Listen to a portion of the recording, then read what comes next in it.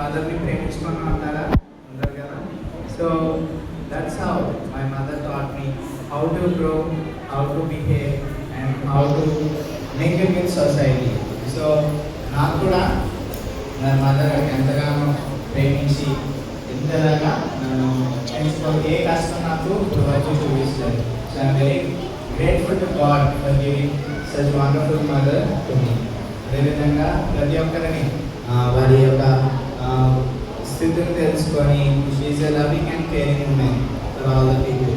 నేను ఎక్కువ మాట్లాడదలుచుకోలేదు ఎందుకంటే because you have exam again. So అందుకే ఇచ్చిన స్పీచ్తో మరి దేవుడు బహుగా దీవించి ఆస్వాదించాలని మా మదర్ దగ్గర